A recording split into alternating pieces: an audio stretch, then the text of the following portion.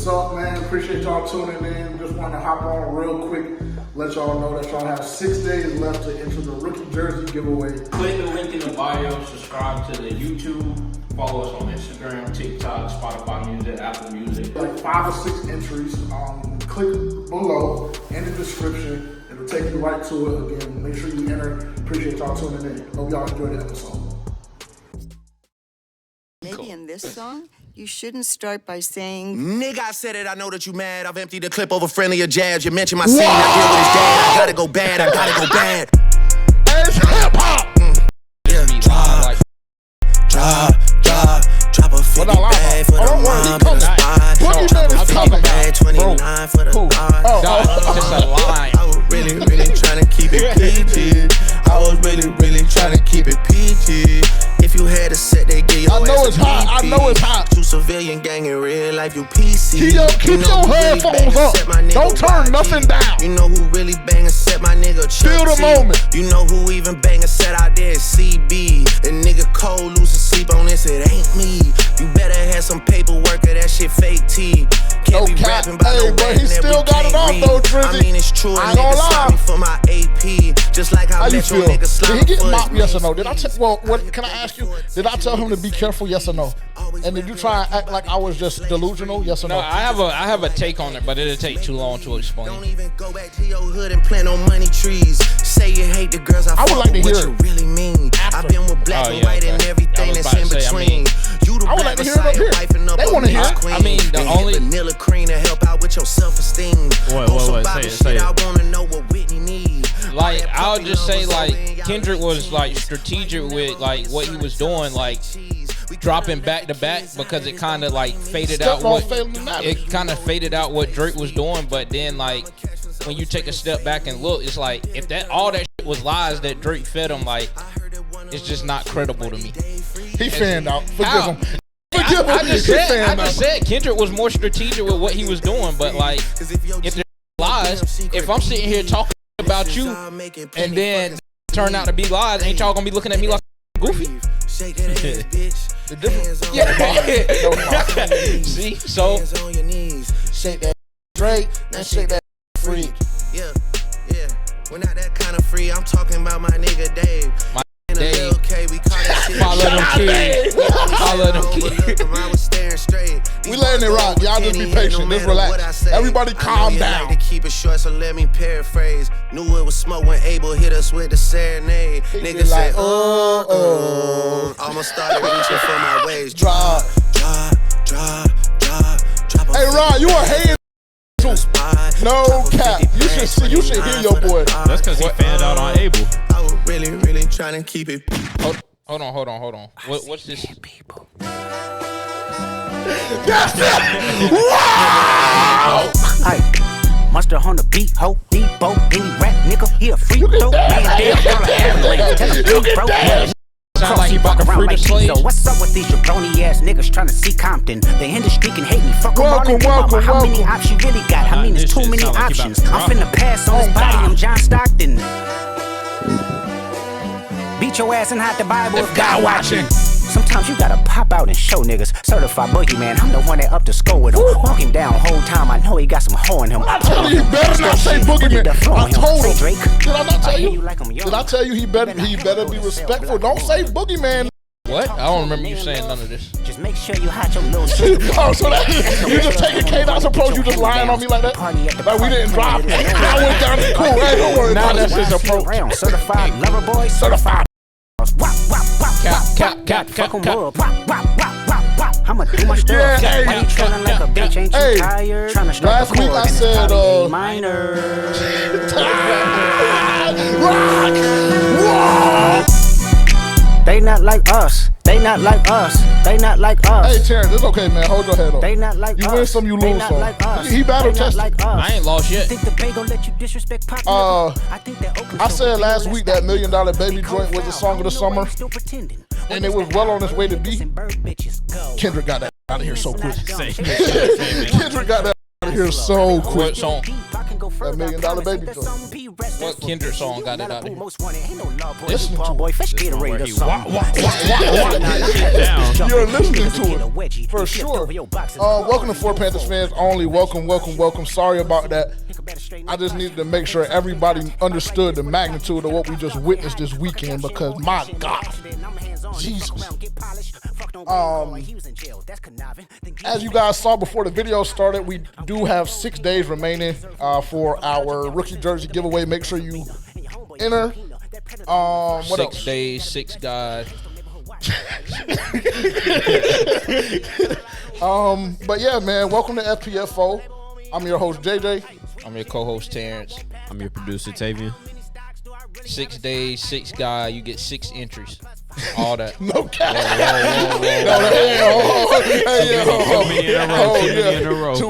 Facts. But no, thank you guys so much for tuning in. If you don't already, make sure to follow us on socials at For Panthers Fans Only on Instagram.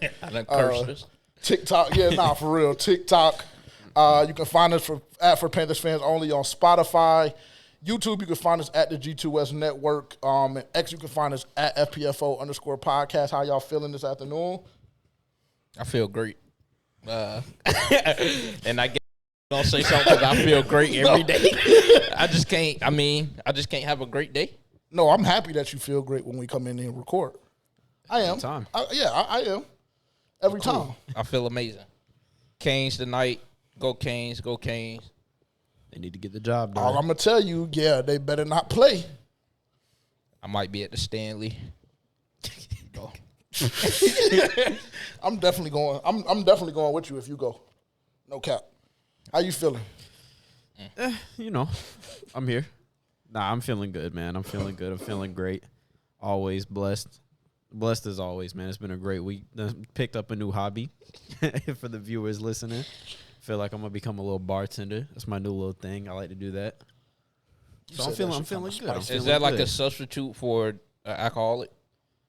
No. Yeah, it's an excuse for him to continuously drink. If that's how we want to pitch it. Hey, we're forming terrible habits, bro. Addicted to gambling. Now he wants to be a bartender, quote unquote.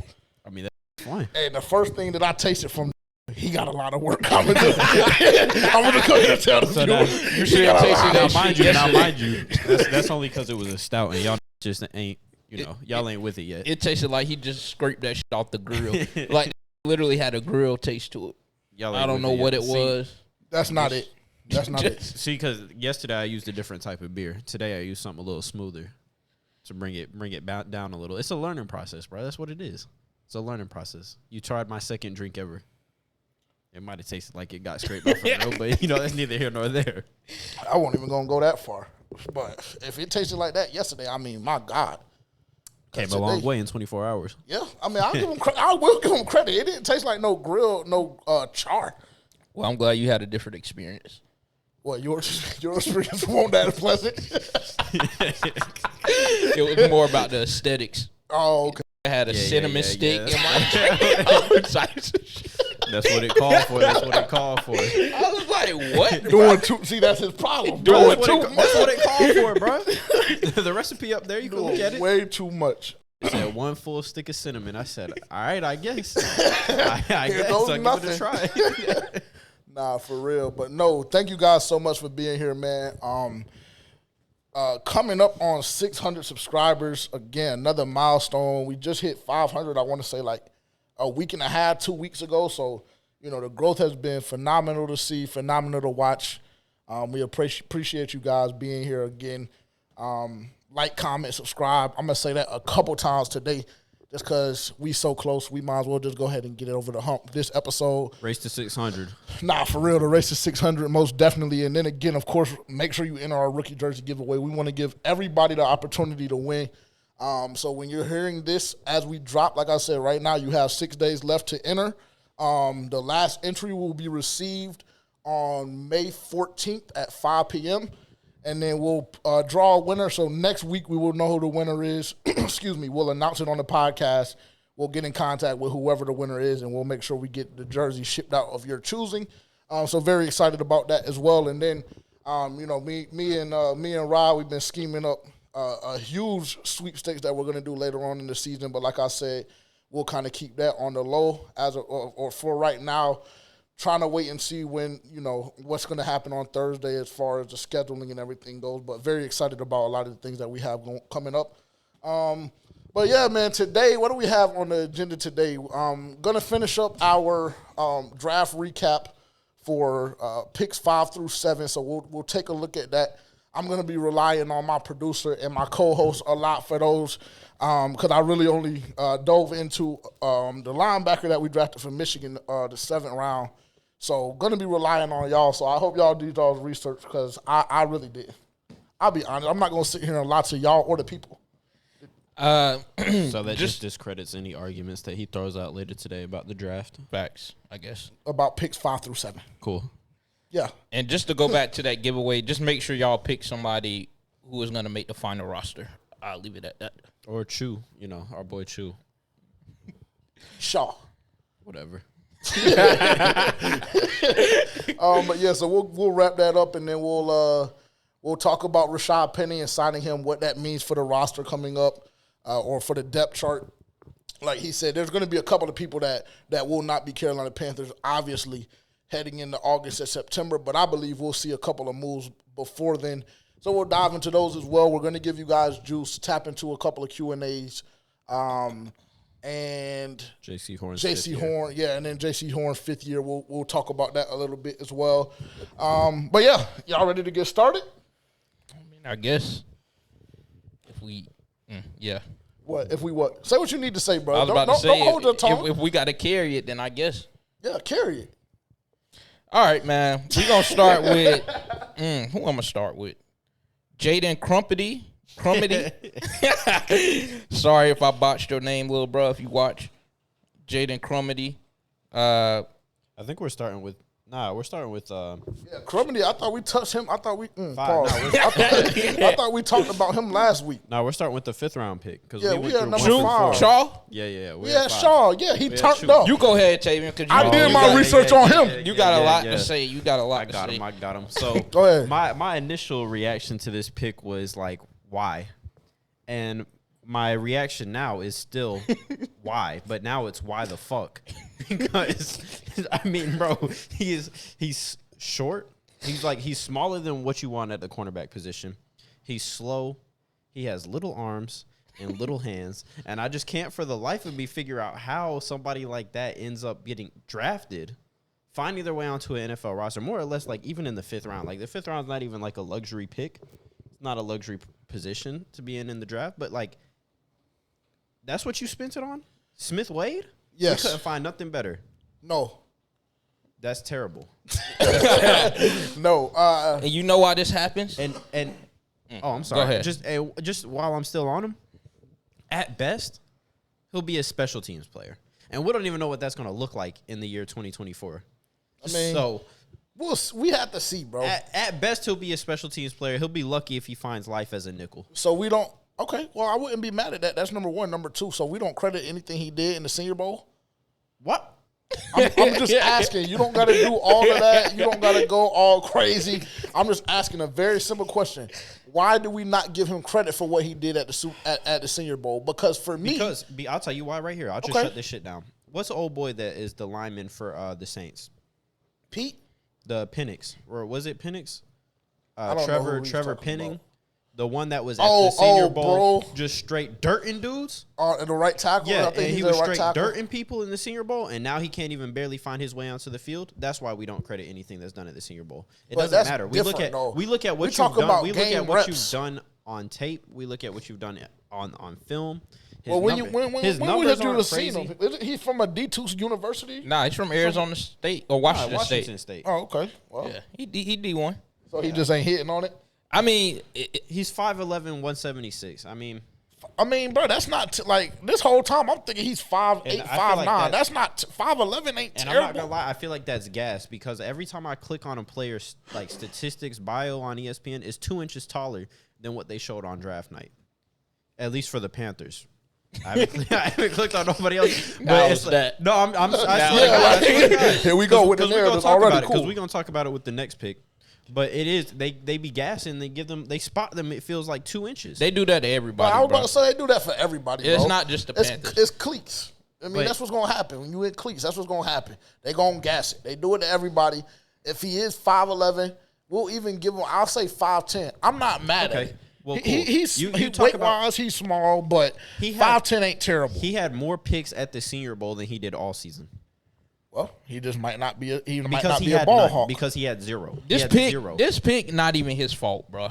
This is the Carolina Panthers' fault. This is what happens when you go and do what you did. Go get the best running back in the class. But go ahead. I'm sorry. Allegedly. I didn't mean to cut you allegedly. off. Continue. Yeah, don't do it again. This is what happens when you go back, when they did what they did, traded their pick to go get a running back who's coming off a torn ACL when you had the opportunity to get Kool-Aid, in which I guess we just hate Kool-Aid now on this show. No, he hates Kool-Aid. He hates Kool-Aid. We were proponents of Kool-Aid. No, I wanted Kool-Aid as well. But I don't understand why everybody tweaked that we didn't get him. Okay, cool. If we got a different strategy, we got a different approach, we can go get running back one. Cool. And matter of fact, has Gilly been signed yet? Because what did I tell you? What did I tell you? I'm a slander. Hey, if we don't sign Gilly and this is what we end up with, Charles Smith. What about Xavier Howard? We better get somebody. You need to get somebody. We're not rolling out Charles Smith Wade. Like I said, this is not even his fault. It's the Panthers front office fault that we're stuck in this position. And it would just be just a brain dead move to go sign Gilly now at 34, 35, coming off of shoulder surgery. Because truthfully, that's why he hasn't been signed yet. Because he can't even pass a medical. I don't know. Excuse me. I don't know how valid that is. I'm telling you. I don't know how valid that is. I'm telling you, he's coming off of shoulder surgery. I need to see the article. I mean, go look it up. Do your research. I need to see the article of them saying that he hasn't been signed. All right, you want me to cite it? You want me to cite it? Of a shoulder surgery. I can cite it. 103.5 The Fan down in Dallas. Fort Worth. Okay, cool. So what they got to say? The validity of what they got to say. The validity. They pull up clips from that show every day on First Take. Damn near. So let's chill on them. That's one of the largest radio stations in the country.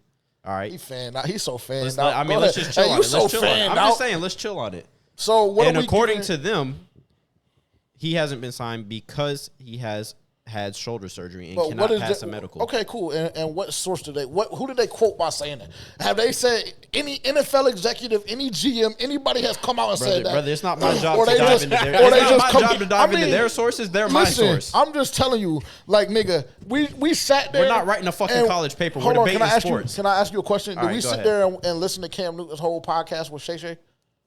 Yes or no? Yeah, we did. Okay, cool. And you remember how they slandered Cecil's name, and he said it came from one person, a malicious, nasty, bastard ass motherfucker. So somebody's out there being malicious about his shoulder. It's possible. Okay, it's possible. Well, I mean, if that's the approach you want to take, then go with it. I'm just telling you. Yeah, I do. And to combat what you said, to answer what you said, no, we didn't sign Gilly yet. But I told you initially. I said if we pick Gilly up before training camp, are you going to relax? Well, no, excuse me. I said initially, I said, if we pick him up within the next 2 weeks, are you going to chill? And then I extended it, and I said, actually, you know what? If we pick him up any time before the season or any time before training camp, one of the two, are you going to chill? Just relax. And what did I say? I seen Joe Person in the article. He said, we haven't made no leeway. Things are kind of slow, this and that. Everybody chill. What grade are you giving, bro? F. D. F. A D, a F, and I'm going to just give it a C minus just because we got to relax. We don't know what's going to happen. And like I said, the Senior Bowl, he had it turned up. And those are live game reps. This is 100% my least favorite draft pick of the Carolina Panthers. Yeah. Nasty. Hands down, by far, worst. Absolute fucking garbage. And was bro still on the board? I keep forgetting. Kalen Carson? Yes, he was. He was. They chose him, but and then like I said last week, I would feel a lot better. I don't want to have too many conversations that we had last week. But like I said, injury. Exactly. Don't use injury when you got to fucking vouch for fucking Brooks. Yeah, come on, bro. Don't put injury in it when you went and drafted somebody. One has a clean ACL tear. No structural damage, no ligament damage, none of that. Cool. Clean ACL tear. and one is injury prone. One has been hurt multiple times throughout his college career. And still manages to play like 8 games a year in a 12-game college football season. Okay, well, I'm just telling you. I mean, he still plays damn near 80% and how many games did Shaw play? How many games did Shaw play? The whole It ain't nothing about his injury. Because we can really talk about it. Because Shaw last season, let's talk about it. Only played 7 games. Due to what? Due to something. Due to something. He only logged 7 games. Let's go see. Shaw Smith Wade. So you said F, D, and a C minus. Let's just go see the scouting report. Let's go see the scouting report. A definite need for depth at a position where injuries have hurt the past few years. Smith Wade will be a backup and a special teamers at best. Who was that per who? I guess that's per Mel, because that's on ESPN. Now it got to be per somebody. No, it doesn't. I'm just curious. Now, if we're giving Milk, never mind. Let me just. He offers 4.5 for 40. That's ass. And allegedly a nose for the football that Dan Morgan wants, with no interception. But he has a fucking nose for the football. All I'm telling you is he had 2 picks in the Senior Bowl. Coming off a soft tissue injury that forced him to miss the final 5 games, and is more of a project at this point. Well, and that's who we settle with. They tell me EJ is damn near the best thing since Jesus Christ himself. No. Now, to respond to you, because this is what I hate, and Panthers fans like you, y'all are delusional. Y'all were emotional. If you want to talk about delusional and emotional Panthers fans, you the forefront of that shit, bro. Ain't he? You drafted Jonathan Brooks. You take as dumb as it sounds. If the Cowboys draft Brooks at 46, I would have been over the moon over that. That's a perfect pick. You traded up. You drafted Jonathan Brooks. You take the chance on him being healthy with the ACL. The Panthers made the exact same move, and I'm like, I don't love that. As dumb as it sounds. That's how y'all sound. What? That's how y'all sound. If anybody else would have, not a valid? It's about the need. It's about the need and where the team is at. And do the Carolina Panthers have a need for running back? Yes or no? Not as bad as they have a need for fucking corner. Get out of here. That's a fact. I don't know if that's true. That is true, bro. I don't know if that's true. I really don't. You got rid of Dante Jackson. You have an injury prone Jaycee Horn, and who do you have as your backup? You got rid of CJ Troy Hill. Yeah, I mean, you don't even seem confident in saying those And things. now Shaw. Like be real, bro. And now Shaw. Yeah, it's absolutely disgusting. Well, you could have had Jaycee and Kool-Aid. Yeah. Only thing, and this is very simple. And you would have still had Chuba, who's going to be the lead back to start the season any fucking way. I don't know if that's true. That's just me personally. Do you want to put something on it? No, I don't. But I'm just telling you, I don't know. Me personally, I seen the depth chart last week, and they had Jonathan Brooks as RB2 already. So I personally don't know. I mean, putting him at RB2 isn't that hard because Miles Sanders had such a shit season. I mean, and you should think that's flawed anyway. He ain't even stepped on the field yet. So I don't even know why they moving him that high. Because if he go out there and snap his shit, God forbid, then I'm going to be on their ass. Let's move on just so we keep the structure. We're going to circle back to the conversation, though, because I really don't like – and then this is going to be a situation where y'all drive me to sound delusional about Jonathan Brooks because of y'all. Specifically, it's y'all. It's going to be because deep down inside, that's the way you want it to be. Well, that's the whole time. I think he's going to have it turned up. A perfect comp for this is how you feel about Bryce is probably how we feel about Jonathan Brooks. I mean, and I would just say, y'all, if that's the case, then y'all were damn near borderline idiotic. And we could say the same thing to you about Bryce. So here we are. Okay, cool. So here we are. Fair enough. Pick number 6. Where did we go? Round six. That's bro. Jaden. Yep, Jaden Frumity. I mean, I think he had a solid year last year. Let me see. The negatives about him was his he just has bad use of his hands. They said he was like a hustle player, kind of quick off the line, so he gave offensive linemen problems. But when it came to if he doesn't get that push off the line, then he's a pretty easy guy to block. But, I mean, I think it's a great depth piece for we got A'Shawn Jamison, is that his name? A'Shawn Robinson? Yes, Excuse me. A'Shawn Robinson. A'Shawn Robinson. So he's a little more on the older side. and then he can also learn from Derrick Brown. So I think that's a good piece to bring in development wise. And I think, I mean, in the long run, he can turn out to be a fairly decent defensive tackle, subbing in and out, getting some reps. But I mean, he's not nothing to write home about. But I guess they say he's going to be solid, so we'll see. Yeah, definitely not anything like crazy to write home about. That's why he was drafted in the 6th round. But I do like the fact. But this is, again, where I say, like, the numbers is kind of weird on people because on the night that he was drafted, he was listed at 6'3.5", I believe, and ESPN has him listed at 6'5". So, like, if he is 6'5", 305, then you kind of got a project player on your hands, like Smith Wade, except with better measurables. Bleacher Report got him at 6'4", by the way. Yeah, so, I mean, it's just crazy how nobody can get their heights right unless for whatever reason. But, you got a guy, neither here nor there, you got a guy who's relatively a large human being. He had a subpar season, I would say. He only had about, like, 30 tackles in total. Which 35. Yeah, I mean, that's 2.5 sacks. Kind of want a little bit more from, you kind of want a little bit more production from a D tackle, I guess. But he'll be a 3 tech. He'll slide right in behind DB. It's a depth signing. It's always good to have big bodies.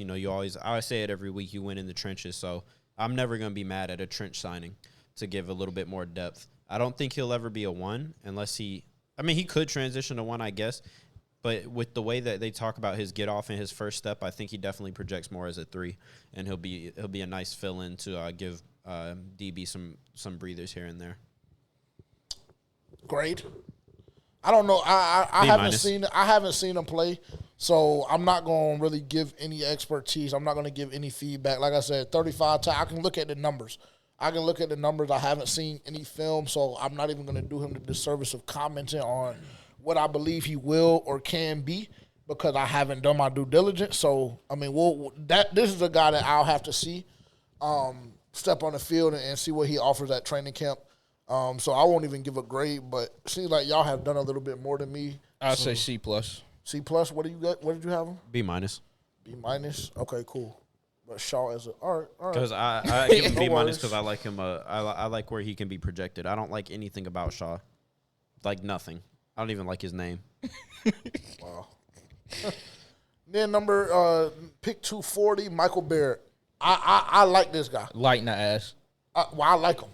Well, I mean, that's cool, but I mean, that's all you got to say. I mean, no, I got more to say, but I mean, he's more on the smaller side for a linebacker. I was telling Tavian earlier, his measurables is like a DB, just a little heavier.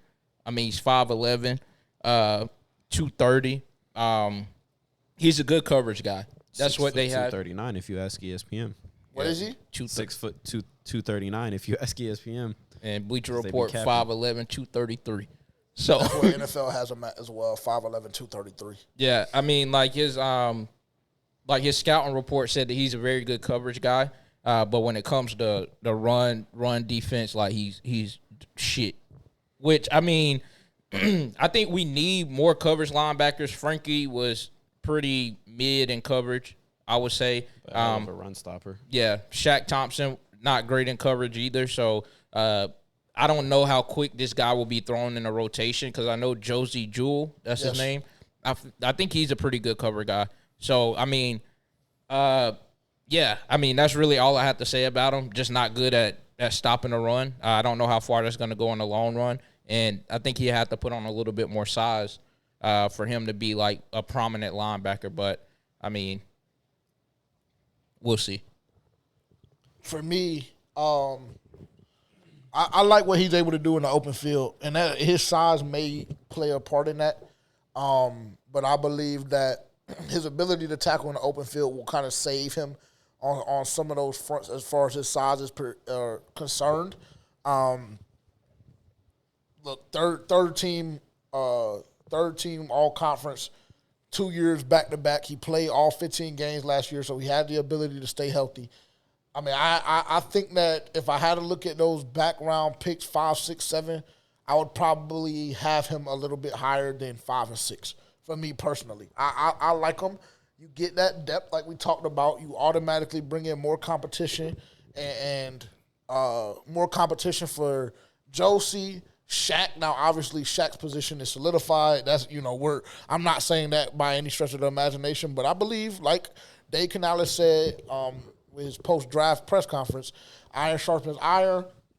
When you have players in the room that are dogs, players in the room that's going to work hard, players in the room that have the ability to make something of their career, bare minimum, there's going to be a certain level of reciprocation within that room, and you're going to drive players to be better, iron sharpening iron, more or less. So I personally like it.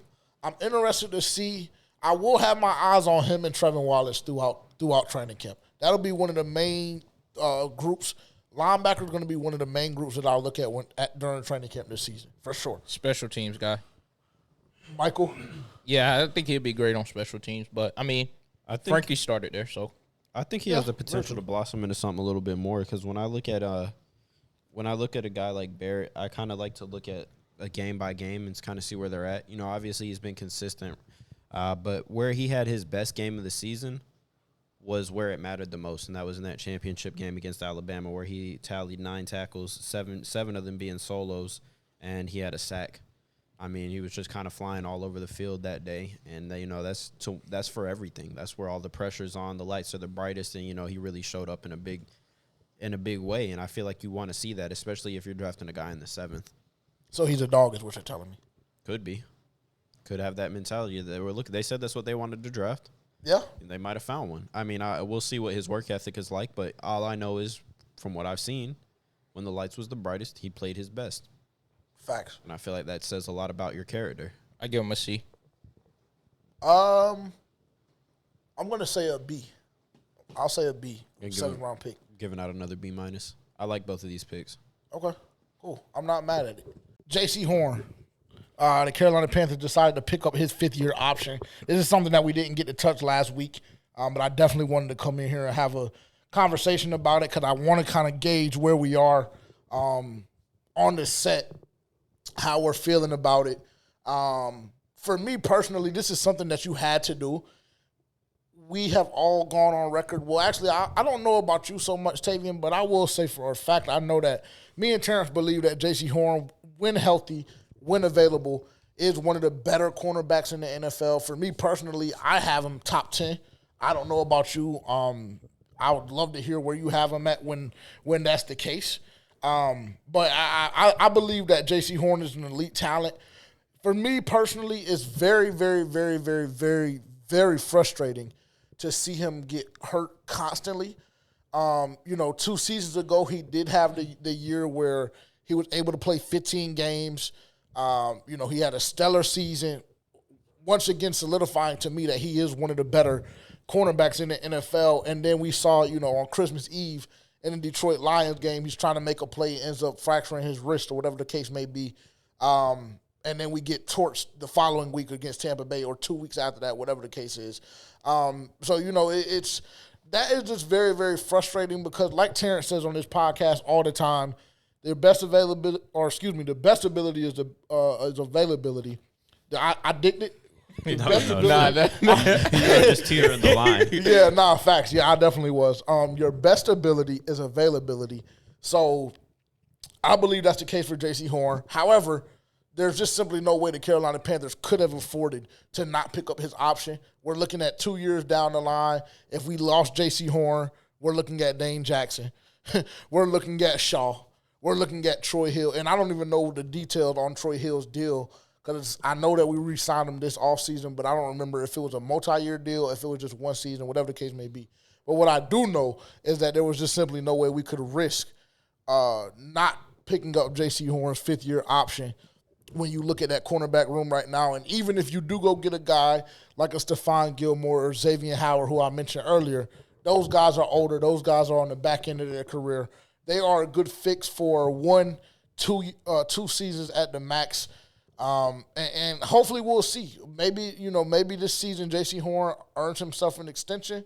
But right now I think the safe play was to pick up his 5th-year option and to just go with it, see what he's able to do this season, and then, let things fall as they may. But I would like to get y'all's feedback and kind of see how y'all feel about it.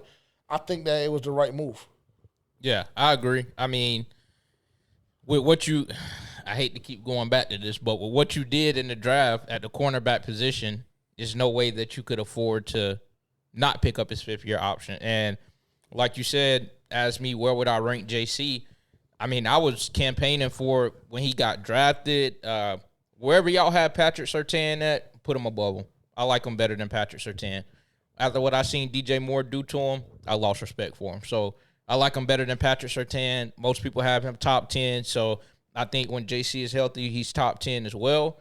But, I mean, also he's played over less than half of the games that he could have possibly played throughout his career. I think he's played like 22 out of 51 games. Obviously, that's not something that you want to see out of a guy you drafted with your first pick, however many years ago it was. So I feel like you have to keep him at least until you can replace him. And you know the guys that you're bringing in this year, potentially a Stephon Gilmore, potentially an Xavier Howard, Charles Smith-Wade, like those are not guys that are going to replace Jaycee Horn. So, I mean, like we said, if he could stay healthy, he's one of the best corners in the league. So that's the chance that you got to take on him. If picking that fifth-year option up is the chance you're willing to take on him, then I'm completely fine with it.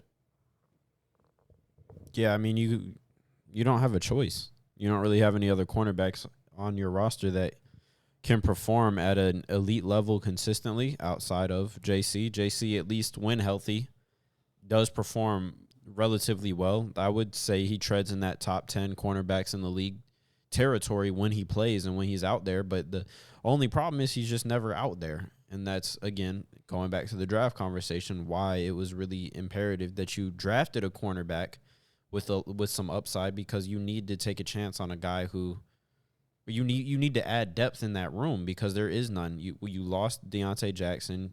You don't have a Stephon Gilmore in the room yet. You don't have an Xavier Howard in the room yet. You don't have anything. You have a Troy Hill. You have a what's bro's name? Dame Jackson. Dame Jackson and a Chaw Smith, and then whatever else you can manage to get off the scrap heap right before training camp. And it's just a really it's nasty, man, and that can really bring down a team. I mean, just look at what happened with the Philly last year. At the end of the season, people realized that they couldn't cover, and they started attacking them cornerbacks, and it was an early exit. They lost like 4 of the last 5 games of the season, and it was an early exit from the playoffs. Once that gets exposed, there's no going back. Once people realize you can't cover your shot. And unfortunately, the Panthers might find themselves in that situation if Jaycee goes down. Yeah, and that kind of opens up a deeper, darker conversation, to be honest with you, because, I mean, I am definitely one of the guys that believe that we had to get weapons for Bryce Young. But I fear that we may have focused on that way, way, way too much this offseason, because you look at the offensive side of the ball, we got Lewis, Hunt, Deontay, JT, Jonathan Brooks, X. Like, we did a lot to give Bryce Young that help. But if you look defensively, I mean, you brought in Josey Jewell, and with all due respect, I haven't watched him play enough to even really have an opinion right now, but I just don't believe that he's really a line mover. You know what I'm saying? I don't believe that he's really going to win you many football games, especially when you look at, you lost your cornerback too, you lost your star edge rusher, you lost Frankie Louvu, wherever you have him ranked in the league. I believe, for me personally, he's an all-pro. So it's like I said, it opens up a deeper, darker conversation, because that is going to be a problem. That is going to be a problem. And we had that conversation 3 or 4 weeks ago when you guys told me, that's just where the NFL is right now. And I understand that, and I get that, but the best thing from an approach standpoint when you're looking at the NFL is to have complementary football, have the ability to play complementary football. And we saw that on multiple occasions last year where that simply wasn't the case.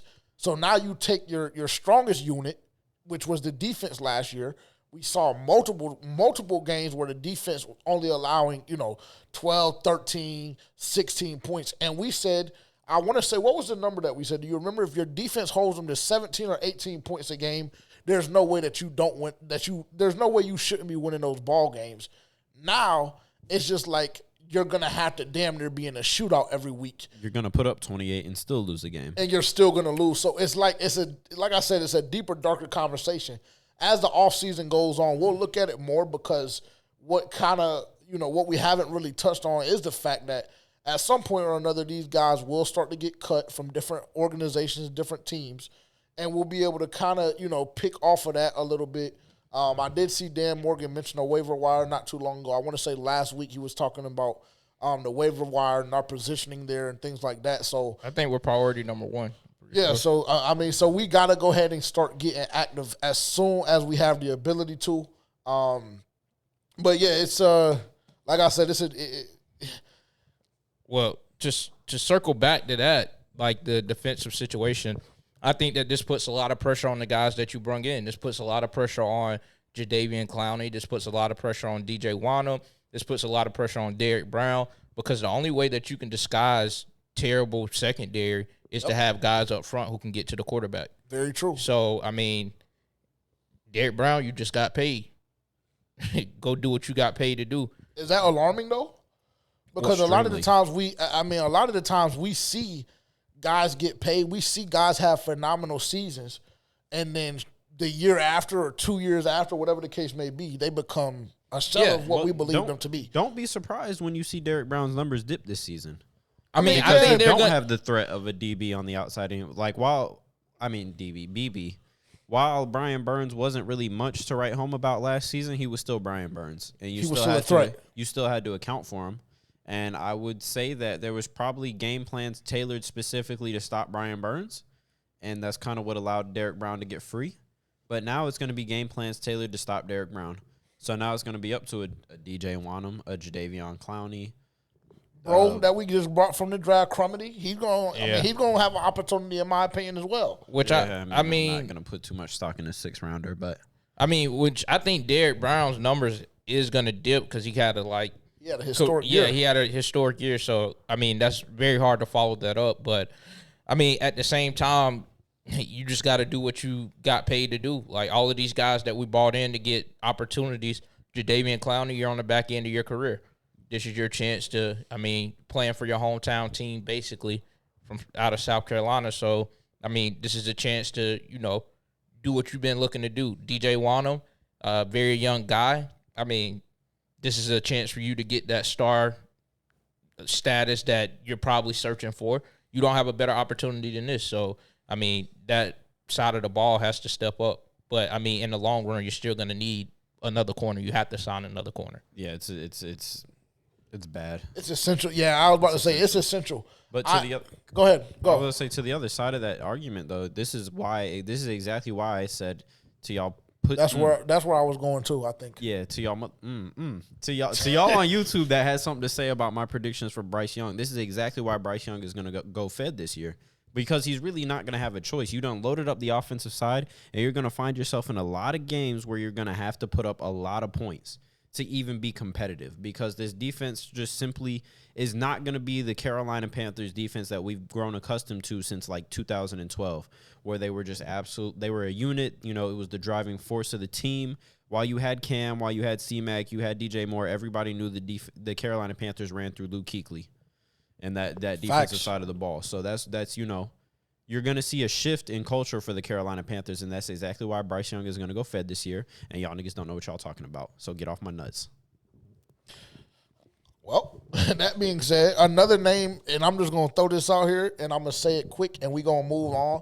So please have our next topic ready, because I already know how he's going to look at me. Another guy that I'm going to be looking very, very closely at in training camp, because, again, that defensive side of the ball is going to have to show us something. DJ Johnson. And I know, hey, listen, I know that I have been the main one slandering his name. You said he was the worst player you've ever seen. Well, he has the ability. And you want me to tell you something? 2 years ago, I would have said the same thing about YGM. No, you didn't go that low, bro. He was slandering No, YGM, he never said YGM was the worst player he's ever seen. He didn't go that bad. He said DJ Johnson was the worst player he's ever seen. That's a lot to come back from. Yeah, that damn near is facts from last season. He probably is the worst NFL player I've ever seen in my life. But I'm gonna be watching him. I'm gonna be watching him at training camp, and I'm gonna be cheering him on because he plays for my team, and I see we're gonna have a problem. I already see it. So Jadeveon and DJ Wanham, that's who they're going to put on the edges. Okay, when they get tired, then what? Because don't forget, we seen when Brian Burns would come out for 5, 6, 7 snaps at a time. And YGM was serviceable enough last season, was serviceable enough for there not to be much drop-off, especially with the effort we were getting. I wouldn't say YGM was serviceable enough as much as Brian Burns just completely underperformed. But well, the thing we went past it. Why the fuck are you coming out for 6 or 7 snaps at a time? That's the deeper, darker conversation. That is. I remember what was that, 2 years ago when we were playing Brady? Yeah. That same game we were talking about with Jaycee Horn. And he just wasn't in the fourth quarter. Oh, I wanted to crash out. I remember that. I wanted to crash so bad. Oh my God. We was at each other necks for that. Why were you wanting to crash? Because the viewers might not have been here 2 years ago. That's very true. I wanted to crash because I just don't believe that if you're a player that is requesting $30 million a year, now obviously he wasn't requesting that at that time, but the rumors were starting about him like wanting 25, 28. Right, about the contract. Exactly. So then we went through the off season. He shows up at training camp, whatever. But a guy that was asking for the amount of money that he was, a guy that I believed was a young up-and-coming star, a top pass rusher in the NFL, there's just simply no way that when the playoffs are on the line, when you have the ability to literally resurrect yourself from hell, where we were in Matt Rule, and then Steve Wilkes comes in and resurrects us, and you have the ability to do something great, something that nobody, even in your locker room, believed was possible, and you coming out on the bitch-ass side, you coming out in the fourth quarter against the greatest quarterback to ever do this shit, and you coming out and we don't got no cornerback besides Keith Taylor, and this was against the Bucs. Mm-hmm. And he came out and he over there fucking jacking himself off on the sideline, acting like he's tired. And I made the argument that he was hurt because he immediately had surgery right after the season ended. And I didn't give a fuck. Are you a dog? Are you a demon? Or you not? Well, I mean, we found out he's not. Yeah, he's in New York now. Toodles, bitch. Well, I mean, you the one. Never mind. Yeah, I wanted to crash, but what did I say? 7 to 10 business days? Did I not say that? Give me 7 to 10 business days to be emotional. Let me get my shit off. Whatever I need to say. Let me get it off my chest. Because you were damn near about to cry to get them back. No, I was never about to cry to get him back. I may have been about to cry about getting Frankie Louvu back, but no, bro. You went on here for a week and 2 weeks straight. I don't know why we did him like that. This is what we got to replace him with. So I mean, cool. If you thought that was bad, you should have seen him when Cam left. Oh my God. Oh yeah, that was, I'm not gonna lie, that was wicked. Hey, for the viewers, just a little detour for y'all, man. When Cam Newton first got let go of by the Panthers, JJ was staying at my apartment at the time, man, and I walked downstairs. It's like 8 in the morning, and it's a Cam Newton highlight tape going on YouTube, and JJ's in front of the TV, not sitting on the couch, bro. He's standing in front of this is a 65-inch TV, bro. He's standing 2 feet from the TV with his arms crossed, damn near in tears, watching Cam Newton highlights. Just soft. that story is 100% true. I'm not gonna sit here and lie to the people at all. That is 100% true. I think that might have been one of my favorite memories of that living in Copper. Yeah, that was a dark day for me for sure. What's next? Where are we at next? You know what it is. Juice? Bring it. Hold. Let me get our song right. My apologies. I won't prepare. I just know I need to hit something. Matter of fact, we all need to hit something because I'm about to say we look embarrassing as hell. Hey, listen, I want y'all to know, I'm not trying to make excuses for us or nothing like that, but we are working with a little bit of a handicap, and that we record on Tuesday, and we got to place bets for y'all Thursday, so that we can't really place our normal tickets that hit, because we do hit tickets for y'all that don't think we do. We hit a lot of tickets, but it's very difficult. But it's very difficult to predict 2 days out in advance because FanDuel typically doesn't have those games listed yet. So just so you know, we're working on a bit of a handicap. But that being said, this week is a fucking lock. Nah, for sure. Per Dylan's request, I'm gonna let you go first. Why is that Dylan's request? Because he wanted me to make sure to let you know that after all the times we slander his name about not having enough juice, he has enough juice this week. That's what he wanted me to make sure to tell you. So, with that being said, would you like to start us off? Or I'll start us off, and then we'll let Tavian go however you want to do it. Cause ready. I got my shit, so. Okay, cool. And it better hit, too. Wait, how much juice do you have? What's yours? What's your It's odds? higher than yours, bro. All right, what are your odds? Mine are probably the lowest of the All right, class. so you start. Okay, cool. And then I'll go, and then he'll go, and then we'll finish with Dylan since he brought the most juice finally. Okay, cool. Because the only ticket you won was when you had no juice. Facts. Oh, God. That shit was like, what, plus 515 or something? Barely made it. Plus 635. Not much juice. Not much juice. I will tell you, my spirits are kind of low. I'm disappointed in myself that I haven't been able to bring y'all a winning ticket yet. I think everybody on this set should feel the same way. It's I don't. Embarrassing. And that's what we tell y'all from the beginning. This is not financial advice. It is not financial advice. But these are locks. These are locks. This ticket here, I'm damn near willing to bet my life on it. It's a lock. Plus 635. Karl Anthony Towns, 2+ made threes. That to me, easy. But it's juice. It's juice. Jokic under 12.5 rebounds. Now, why is that? Because this series, Gobert got him in a chokehold. Cat got him in a chokehold. He looks a little tired. He looks a little sluggish. His effort on the boards hasn't been the best. Lock it in. Jokic under 12.5 rebounds. Aaron Gordon to score 15 or more points.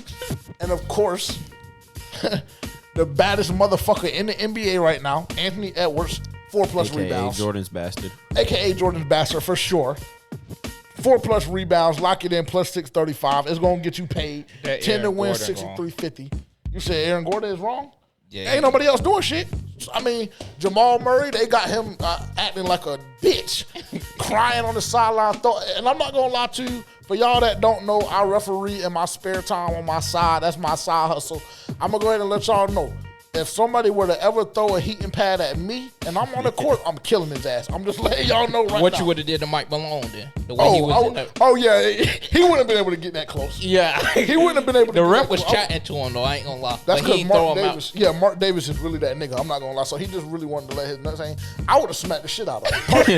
Yeah, you would have ended up just like bro at that amateur game that slept. Yeah. Well, I would have just had to get my ass beat that day.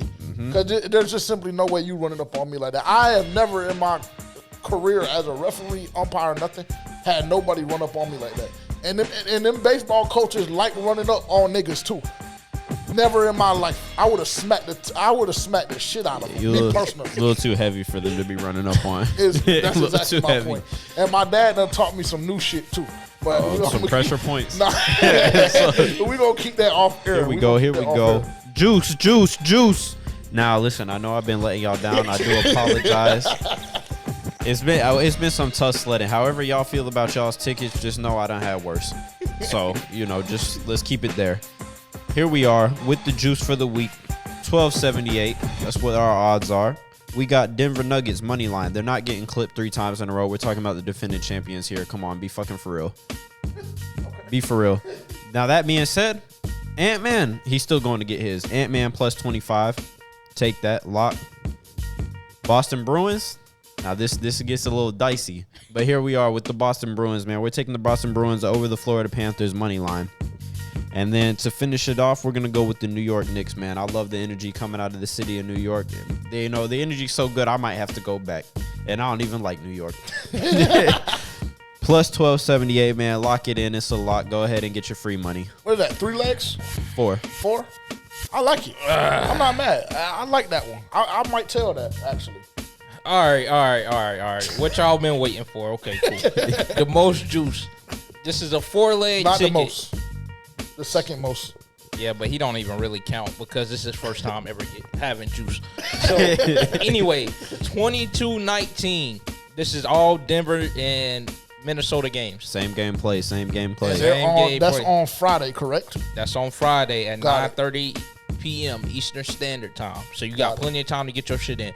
Denver Nuggets money line, lock it in, bet your life, bet your house, bet all your belongings. Denver Nuggets money line. They're not losing 3 times in a row.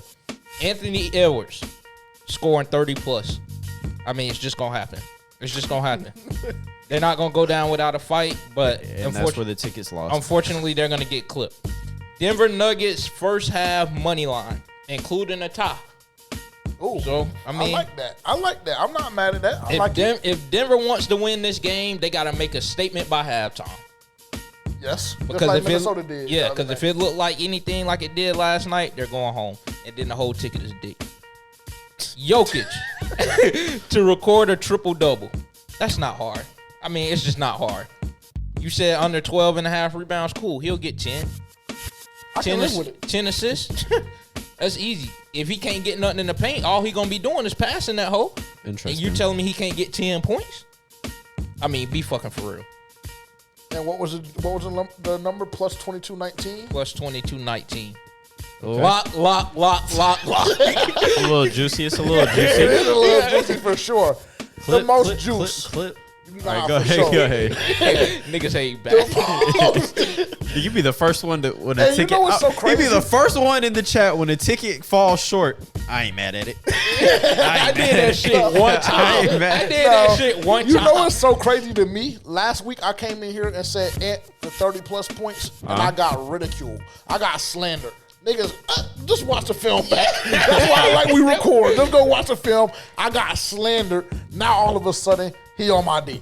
Nigga, what? You ain't even put him on your ticket. So Plus 23.97. This is from Dylan, our content manager. And let me not misguide our new viewers. This shit is not normal for him. That's number one. He don't be giving us a mo. Usually his shit be 507. this shit was so 508. low, we contemplated moving the shit up. Yeah, that's no cap. That's no cap. But this week, plus 23.97, a lot of juice to be had. Inter Milan, money line. All of these games are going to be happening on Friday and Saturday, with one on Monday. So you have plenty of time to lock it in. Full soccer ticket. Excuse me. Inter Milan, money line. Man City, money line. The first game is on Friday. Second game is on Saturday. They done dick me before. Over 2.5 games with Wolves versus Crystal Palace. Over 2.5 goals. Lock it in, according to Dylan. That game is being played on Saturday. Charlotte FC, money line. Lock it in Saturday. Inter Miami, plus half a goal. Two-way spread home team, minus 330. That shit should be a layup. I'm not going to lie to you.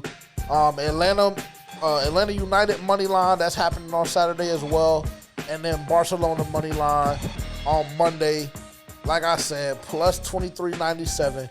Dylan's finally bringing some juice. And good thing he gave y'all a Monday game so y'all got time to cash out.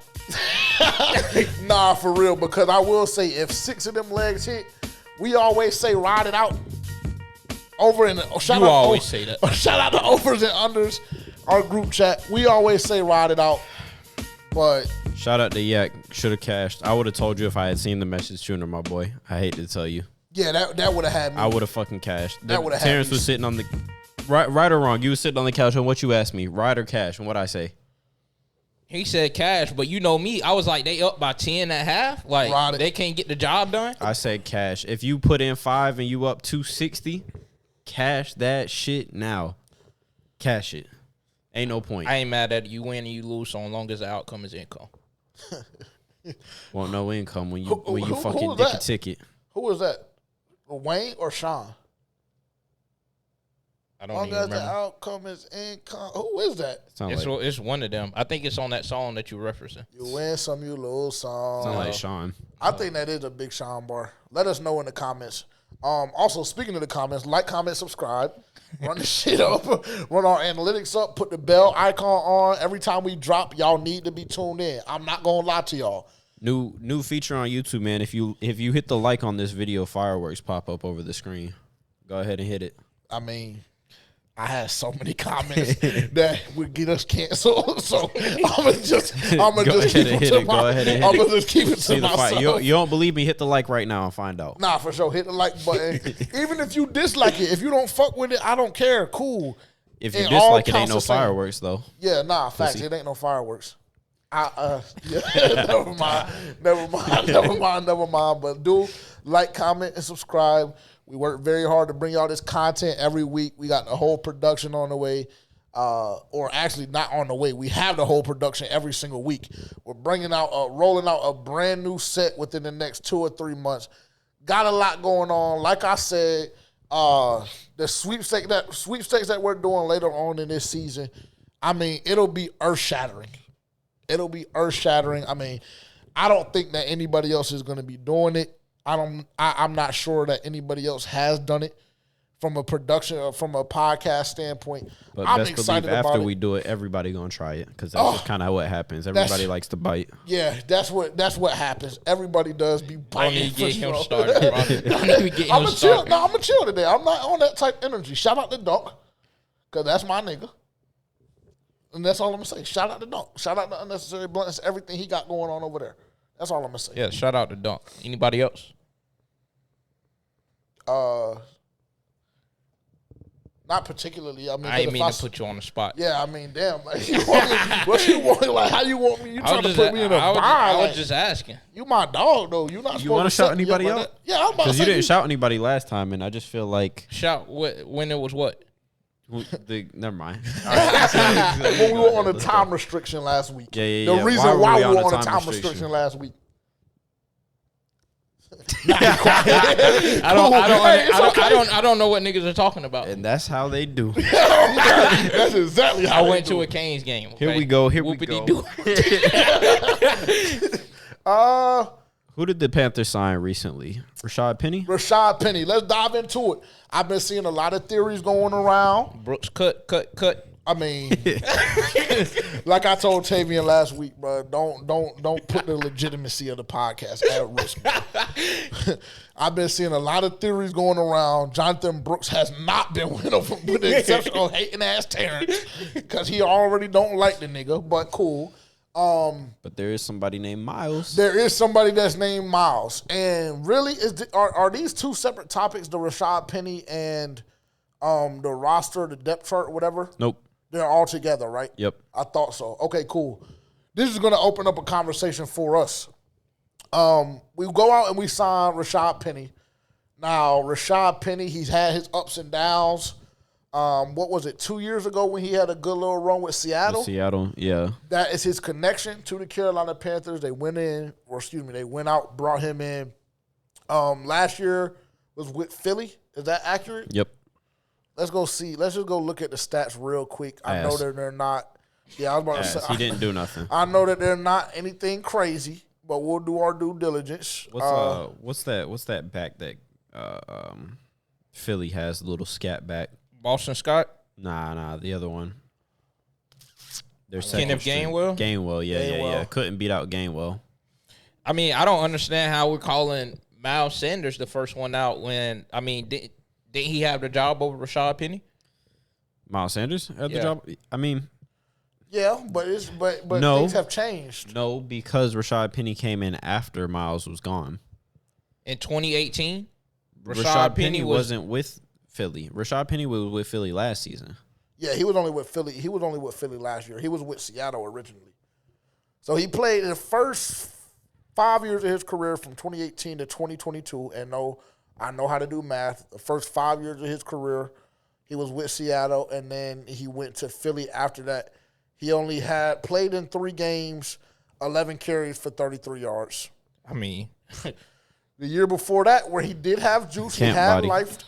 He had life 2021 and 2022. It looked a lot better. In 21, he had 119 carries for 749 yards. He was averaging 6.3 yards a carry with 6 touchdowns. And then he had 57 carries for 346 yards, averaging 6.1 yards a carry and 2 touchdowns. So, I mean, it's not like it's not there. He was battling an injury last season, so we'll kind of right. He was coming off that knee injury in 2022 that he suffered. Yep. So that's kind of why you saw that big production dip, just like somebody else coming off a knee injury. I'm just not buying Brooks? it, bro.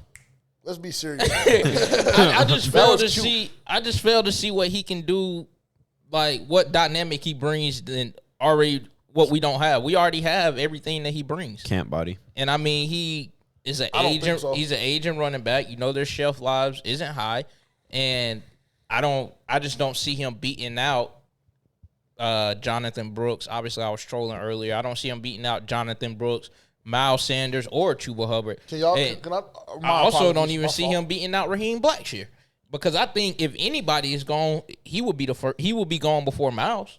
Would you like me to tell you what the depth chart looks like right now? And I didn't mean to cut you off. My apologies, but it low key tweaked me because I just pulled it up and seen the updated one. Source? ESPN. As of right now, ESPN is very, very early. We've done nothing. I think rookie minicamp starts, Thursday? Yeah. Or Friday? I think on like the 10th or something. Yeah, or the 10th through the 12th. I think that's right. And we'll talk about that a little bit later on as well. Current depth chart at running back for the Carolina Panthers: Chuba Hubbard, Jonathan Brooks, Rashad Penny as running back 3, Miles Sanders as running back 4. Raheem Blackshear is not even on it. That's a mistake. I think so too, because I say this with all due respect and not on no dick eating shit, nothing like that. Now they do have Blackshear as kick returner 1, and they have Blackshear as punt returner 2. So maybe that's where he gets his money. And then on that kick returner list as well, Leggett is at kick returner 3. But to be quite honest, I want Raheem to make it over Miles. Now, I don't believe that you cut Miles, because I think that's going to leave you with way too much dead cap, and we don't even have the money to be playing around like that. But if you can find a trade suitor that will take that contract, I think you do it. And I'm damn near willing to say, in return, all y'all got to do is give us a 7th round pick. Give us a 7th or a 6th round pick, and we'll pay 70% of his contract. Y'all just take the other 30%. Give us a 7th round pick. That kind of clears up some of the congestion in the room. That's my opinion. Unfortunately, I don't think anybody's taking that contract. I don't believe so. Just either. because, I mean, if they're going to look at it and be like, you couldn't beat out Chuba Hubbard, that's kind of... Not only Chuba. You couldn't beat out Chuba. You couldn't beat out Jonathan Brooks, who is coming off a torn ACL now. Again, this is preseason. This is off-season. This is just what the depth chart is right now. Yeah, so I can't even give you that, honestly, in my analysis. Just because it's like we haven't seen them take any reps. We haven't seen, like, at least, when we go to training camp, we'll have a better gauge of that, like, that competition. But, I mean, I think because I think if you were going to get off of Miles, then you would have done it when you got off of his boy, Staley. Yeah. Deuce. Yes. I think that would have been a perfect time to move off of Miles. So Miles will be RB3. I think this is honestly like I hate to say it, but like a pointless conversation, because this is a pit stop for Rashad Penny. You're going to be in, and by the time 53 mans come out, you're going to be right back out the door. I hate to tell you. You just don't got enough to beat out the other 3 backs that are in front of you. None of your seasons, like your best season isn't better than Miles Sanders' best seasons. You're not better than Chuba. Jonathan Brooks was a 2nd-round pick this year. He's going to get every opportunity in the world. Raheem Blackshear offers you punt return value. Rashad, you're done. He doesn't bring anything to the team to separate himself from those other guys. Yeah, you're beat. Yeah, I just hate to say you're beat. He's a more physical back. You're there. He's not more physical than Chuba. Yeah, I don't know if that's true. I don't know if that's true. And I don't even know if Penny is really a super physical back. Like, when I think of a physical running back, I do not think Rashad Penny. I mean, who do you think? Derrick Henry. I mean, are we being for real? It's okay, bro. Is that not a physical back? Yeah, but I mean, think come Deontay on, Foreman. Yeah, I was about to say that's more comparable, and I think Deontay Foreman is more physical. Okay, so we're talking about the most physical backs in the league, but I'm saying he's a more physical back than what's currently in that room. But I even think Chuba Hubbard. Yeah, I think Chuba is more physical than him. I think he can offer just as much or more than Rashad Penny. I mean, because he can offer more. We seen Chuba definitely for sure can offer more. We definitely seen him progress a lot more over the past couple of years, falling forward for yards after contact. Like, I mean, if that's all Rashad Penny is being bought in to do, then what's the point? Yeah, I mean, like I said, this is just a pit stop for Rashad Penny. He won't make the 53. And unfortunately, I think the only person he would beat out would be your boy. Raheem. Yeah, unfortunately. Yeah. And he won't even do that because he doesn't provide any special teams value. Because if you ask me, Raheem has a leg up but on we him. have But a lot. we have a lot of yeah. special teams guys because Leggett, they already talked about him potentially doing some stuff. ISM. Bro, Michael, what's his last name? Stratton. Yeah, he offers some special teams pop as well. Mingo, he was doing a lot of special team stuff in the off season. Yeah, for sure. So, I don't know. I did. I saw a lot of now that the tone within the fan base was excitement for Rashad Penny. I don't know why. I don't know why. I've seen it on Twitter a high right now. I don't know if that's necessarily the case, bro. I from what I've seen from Panthers Twitter, and that's where I always say, because that's where I'm always at as it pertains to. We used to be in the Facebook groups too, but then y'all kind of just started getting just. It was too much, bro. Yeah, for sure. So Panthers Twitter right now is about 50-50. I see a lot of people that are very, very skeptical, but I do see a lot of optimism starting to, flow through our veins once again. Because, of course, it's that time of season. So, you know how it goes. Is specifically with Rashad Penny, or you're just saying in general? No, in general, just responding to him. Oh, okay. But the tone for Rashad Penny was overwhelmingly positive. And wow. I see a lot of What are they saying, though? Miles Sanders is clipped. That's it? That's Can they tell me what it. Rashad Penny does better than Miles Sanders? Nope. I didn't see any context behind the excitement or behind anything else, with the exception of because we believe Miles Sanders is on his way out the door. I mean, and I saw a lot of people that had that sentiment. Yeah, I mean, I don't necessarily. I could see that, but you're not replacing him with Rashad Penny. Are you not? No. No, because one, I'm not taking the cap hit, and then two, I mean, Rashad Penny's not that, bro. He's just not. I would take Miles Sanders any day over Rashad Penny. I hate to tell you. I mean, both of them are bad options, but just give me Miles. Yeah, okay, fair enough. I would agree with that. Let's see. Got any good fan questions this week?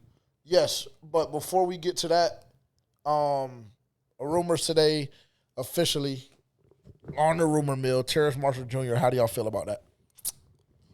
We seen it coming. Me and Tavian had this conversation last night, actually, just talking about that wide receiver room, because he had forgot at first we got Deontay Johnson in the offseason. So he was like, where is everybody going to shape up at? And, my starters, we're going into the season now, Deontay Johnson, Adam Thielen, and X. And I think the next man up would be Jonathan Mingo, and then after that would be Terrace Marshall. But it's you really don't have a lot of space for the guy. I'll be honest. And he's been there for a couple of years now. Still haven't seen him get on the field as much, which I just don't know why. Yeah, it's very confusing, bro. Because it's also if he's not productive in practice, if he has a bad attitude, if he has a bad work ethic, then why is he still here? You're not making any efforts to move off of him. So I really don't get it. But, I think that he's probably out the door. Yeah, I think so, too. Just based off of the fact, like you said, excuse me, that he just simply hasn't gotten on the field. This is year, 3? Is this year 3, year 4? He came out with Jamar Chase. So year 3? I'm pretty sure. Is that accurate? So, it's just 3 years in. You've been through multiple coaching staffs. Steve Wilkes was obviously the one that got the most out of him. But even the most out of him wasn't a starting caliber receiver like we drafted him to be, in my opinion. I mean, he did go fast. I can't go that far just because he had P.J. Walker throwing on the ball. That's why I can't. I'll give you that. But DJ Moore also had him throwing on the ball, and DJ Moore was still cooking. But he still had his worst season statistically with P.J. Walker throwing on the ball. That's the only season he's been under 1,000 yards. So, I mean, I can't really – I got to give him some grace because P.J. Walker was throwing on the ball. But at the same time, it's just damn. Why can't you get on the field, bro? I mean, he legitimately showed you enough to where you felt legitimately confident in making a bet that he would have more receiving yards than CeeDee Lamb. But let's not forget where you were at after what he showed you. So, that's not off. I don't think that was off of what he showed me. It was off of more so me having the understanding that Adam Thielen ain't about to be wide receiver 1. But you believe, irregardless, like why you thought that you thought he had the potential to be wide receiver 1. Yeah. I mean, but just know, 2022, he had 28 catches for 480 yards. And what was that split coming down the stretch, though, when he actually got playing time and was not off of, when Matt Rule got out the door? I don't know. So, we'd have to dive into the numbers a little bit deeper. But, we legitimately had this conversation last night because I was like, who's the odd man out? I was like, would it be Mingo or would it be TMJ? Because they both kind of they're similar builds, similar play style. There's not really much room. Neither of them are going to be 1, 2, 3.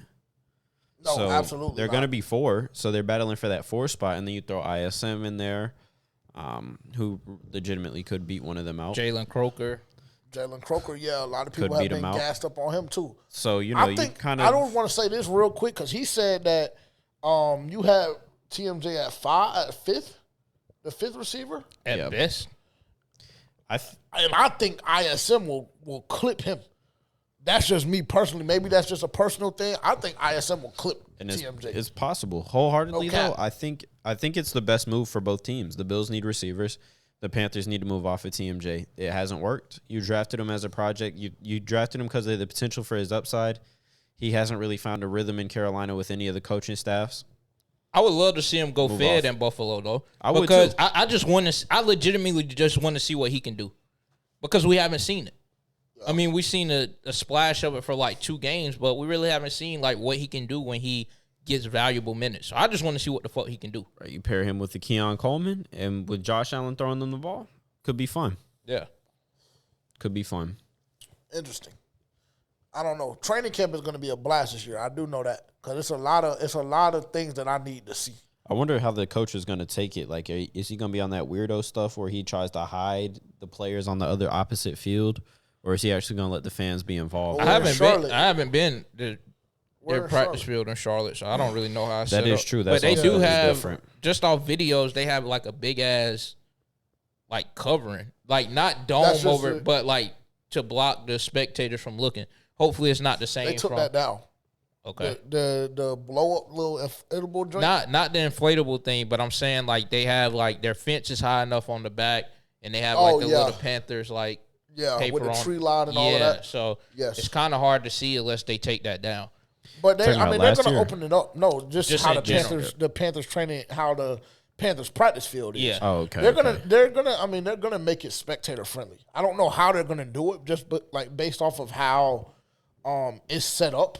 It just looks a lot smaller than. It's a lot smaller than Spartanburg for sure. Yeah, it's a lot. I just know smaller. when Ron was there, he wasn't going for none of that. Like, you can watch the defensive players do their drills, but you can't watch Cam. On God, you couldn't watch Cam. And shit, they did it a lot with Bryce Young last year too. Their offense was away. But they put them in front of us way more than they did. I thought we talked to somebody and they said they do it to preserve the field. Well, they do. They switch. So they have to alternate. Some days they'll put them close. Some days that's what they. Yeah. But I just know, like in years past, there was no preserving the field. Offense was always opposite. Over there. That's very true. That is very true. We hit that. Quick schedule for the Carolina Panthers. Like we mentioned earlier, rookie mini camp does start this Friday, and that'll run from May 10th through the 12th. And then the next thing up after that is going to be OTAs May 20th and 21st, May 23rd, May 28th and 29th, May 31st, June 3rd through the 4th, and then June 6th. So we'll definitely have some things to talk about during off-season workouts as well, because there will be more reports and things of that nature coming out. And then mandatory minicamp will begin on June 11th and run from June 11th through June 13th, and then we'll head to training camp in the later part of July. So that's just a quick update there. Let's see. Q&A. These were 2 really good questions that we couldn't get to last week, so didn't even open up the Didn't even open up the floor this week to ask any questions because I knew I wanted to get to these two. And I'll let you guys kick it off. This guy says, shout out Ruski Rose.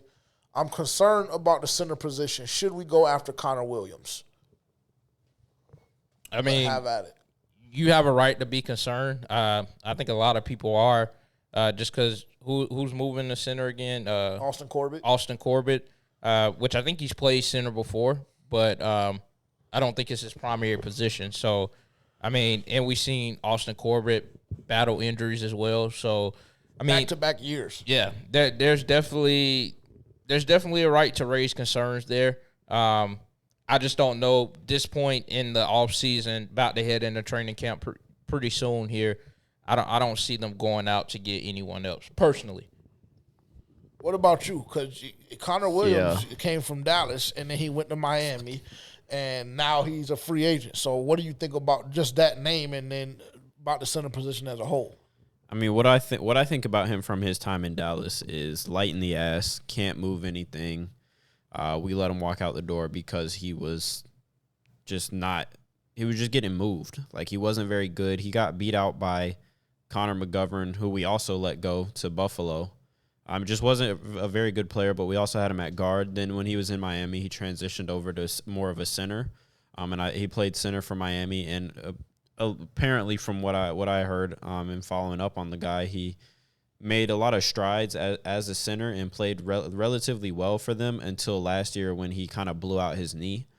So he is coming off of a knee injury. He's not really cleared to play yet. This is another one, kind of like Stephon Gilmore. He hasn't passed any of his medicals yet. He's still kind of battling back and trying to bounce back from a pretty nasty knee injury that he suffered about halfway through last season with the Dolphins. So I think if your concern is injuries, it's kind of hard it's kind of hard to co-sign on going to sign a guy coming off an injury. Yeah, we're not swapping out a project for a project. Well, he's not a project. He is a solid center. He's a solid starting level NFL center. And when he was with us, he never had any injury problems. He was a lot younger back then too. Now that he's been with Miami, I wasn't aware of any injury troubles that he had in Miami outside of this one pretty big injury. But if your concern is Austin Corbett not being healthy because he has various nicks and, whatever, Connor Williams may be approaching that stage in his career where he's going to be suffering with a lot of nicks and bumps and bruises because he's battling back from an injury at a more advanced stage. And that's why I say it's a project, just because, I think the concerns are Austin Corbett having a lot of injury history. And, I mean, I'm just going based off what you said. Guy isn't cleared any medicals, allegedly, got injured midway towards the season, towards the back end, wasn't able to come back. So, I mean, I think you just stay where you at. Yeah, I'm kind of under the same idea as well. I want to minimize risk this year. Yeah, I want to minimize risk this year. We've taken a lot of risks in the past. You see some of the guys that we brought in. You see even this year with the draft. Though I'm high on the Jonathan Brooks move, that is still a risk. That still was a very risky play to take a running back off of a torn ACL injury. So right now I'm just under the feeling and under the belief that I personally want to minimize risk as it pertains to our roster, what we have. The center position is alarming. It is. So I kind of understand why you are where you are right this second, because there's no depth there. Brady Christensen is the guy that they have backing Austin Corbett up right now as a second-string center. And we saw what Brady Christensen did last season. And I don't even know how in the fuck he's still on the roster, with all due respect. So it is very, very alarming. And then, adding more context to that, when you take into account Austin Corbett over the last 2 years has had 2 season-ending injuries, it gives you cause for pause. To bring on another guy who's coming off his season-ending injury. Yeah, very true. I think it's a good question, and I like where your head's at, because, if you've been listening, I've been a big proponent of going and getting an interior offensive lineman, and specifically a center. I think it is a position in need, and I think you do need another one, but I don't think Connor Williams is the guy for the Panthers. I think Connor Williams needs to go somewhere where he can either be a backup while he's rehabbing or, definitely Yeah, don't that's about it. need Yeah, to be in a not position to Carolina. protect your franchise quarterback. Right, and spearhead all your sets on run plays and pass pro and everything like that. Like, nah. So it's a no. Nah, it's a no. Yeah. Got it. Not on Connor. Facts. And then he asked another question as well. They were just both very good. So he says, what's your depth chart going into training camp? Should we start our rookies day one? I'll answer the second one. We'll all just answer the second one just for sake of time. Yes, absolutely. I think that when you look at our wide receiver room, we'll simply start there, and then we can kind of go through the picks a little bit, and I want to hear what you guys have to say as well. You look at your wide receiver room.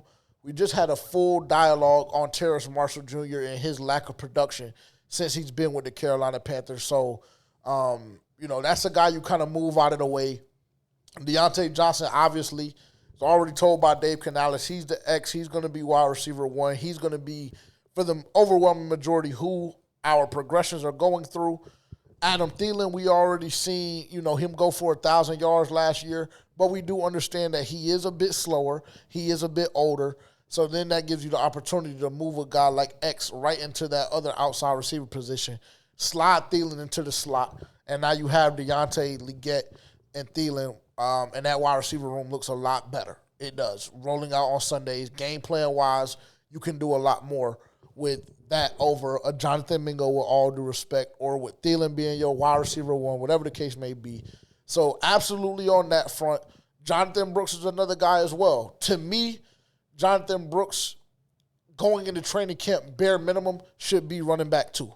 Just based off of what we've seen from college, based off the fact that he was in the Heisman conversation before he was injured last year, based off the fact that Miles Sanders last season looked like a shell of who he was in Philly. So he should bare minimum be coming in as running back too. So he definitely would have the opportunity, in my opinion, to win that running back one job over Chuba Hubbard. And then JT Sanders, and that's kind of how far I'll go, because everybody else with Trevin Wallace and then Michael Barrett, those two guys, they're definitely going to be backups for the linebacker position. Crumedy, he'll have the ability to do something, I think, but I don't know if he will win the job. I don't know if he should be starting now. And then Shaw Smith, we had a dialogue about him as well. He got to show us something on special teams first and foremost. But first two draft picks, definitely. And then JT Sanders is another guy who is going to have the ability that's going to come in and make an impact, in my opinion. He's going to give Bryce Young another option, another weapon to get the football to. And I've seen a lot of opinions stating that one of the more important things that you should have as a younger quarterback is a solid tight end. I think JT Sanders has the ability to be that solid tight end. I think he will ultimately win the job over Tommy Tremble. Now, I know this coaching staff does like Tommy Tremble, but I think that if you look at what JT brings to the table, I think he's a better tight end overall, and I think he'll ultimately win that job out.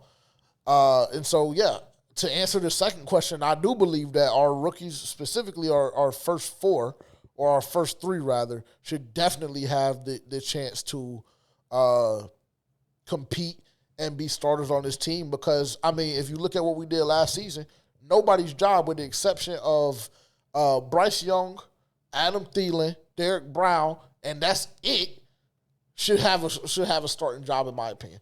Just based off what we've seen. 2-15 season. Everything, like we always say up here, everything is for sale. Every job is up in the air. Nobody is solidified. Nobody should feel comfortable with where they're at right now, because that is going to help breed that dog mentality. And all of that being said, I do fully believe that our rookies should have the opportunity to be starters for sure. Right. I guess we don't need to go too much in depth with it. But I think X is a day one starter.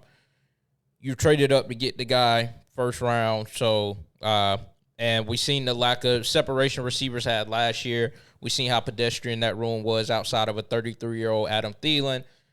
So I think he automatically gets to start day one. I think it's Deontay Johnson, Adam Thielen, and Xavier Leggett. So there we are there. Jonathan Brooks, I think that he really has to show a lot in training camp and rookie mini camp, things of that sort, show that he still has that burst, that he still has that speed. But I think for now, I think they will roll out Chuba as running back 1. But, I mean, if he can show flashes of what he did in college, if he is still that guy after the injury, then I think he does have a really good chance to move into that running back 1 role further along in the season. But I think for now, Chuba will be running back 1. And Jaycee Saunders, I'm really high on him. I think that I don't know if he will beat those guys out day 1, but I think also by middle, end of the season, he'll be a starting tight end for us. So, yeah, I mean, the original question was, do we think that they should start the rookies day 1, right? Yes. Should we start our rookies day 1? Yeah, I think there's only one. I think it's X. I think everybody else is like, everybody else has to kind of prove it. Jonathan Brooks, you got to prove. Jonathan Brooks has the potential to be the starter. Everybody knows that he has the talent, but you got to show that you're coming back healthy and that you can be the guy for the job. The 3rd round pick, I'm drawing a blank on his name. The linebacker, Trevin Wallace. I think just based off his draft bio and everything, I think he's a guy that may need a little bit of time. Study behind Shaq. Study behind Josey Jewell. Thank you. Study behind Josey and kind of, get a feel for the NFL game, learn how to be a signal caller, learn how to, because you like to hit, but learn how to, like, target that aggression and make it, impactful on the game and be able to, because he doesn't have the best speed, so learn how to read the play and beat the guy to the spot so then you can really deliver that hit. JT, again, raw, has the talent to beat. I mean, the tight end room is not like it's the most competitive room in the league. It's simply not. You have to beat out Tommy Tremble and Ian Thomas. It's not hard to do. It's not hard to do at all. He definitely can, but he's raw. We got to see. And, don't even get me started on that corner.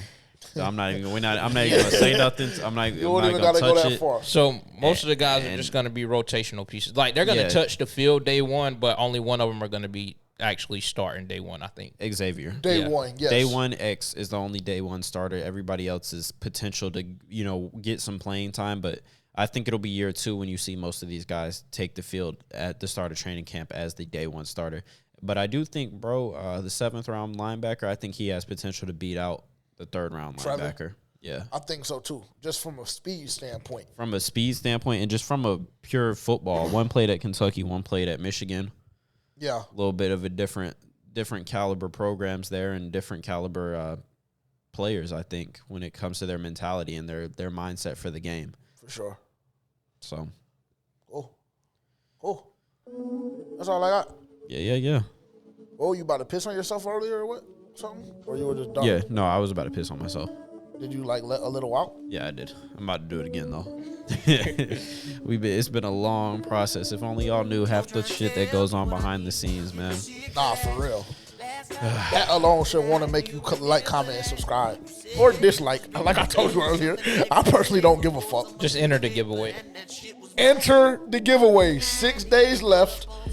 Click down below. It's right there. Rookie jersey giveaway. Click the link. Make sure to do everything. Maximize your entries because there's no point in just doing one. You might as well do all 5 or 6. Get that JT Saunders jersey. Get that JT Saunders jersey, even though he did sell us out because he was supposed to be number 0. And then it came out he's going to be number 85. That's nasty as hell. Yeah, I don't like that. But, JT, JB, X, shit, some of them might want to go Shaw. That might be fair. We might got family watching right now. Shout out to y'all, man. I'm sorry for slandering y'all as our relative, but he just simply ain't shit. It don't on the matter. Football field. He might be a phenomenal person, but as a football player, a year and a half ago, this nigga Terrence saw Keith Taylor's mom in the stands and came back on the podcast and was like, I don't know why in the fuck. Like, goddamn, she can't support her son, nigga. Yeah, it was nasty. Oh, she tried to press you? Imagine. Appreciate y'all tuning in. We'll talk to y'all next week. An arm around her arm, I put my babies in the mouth when she young.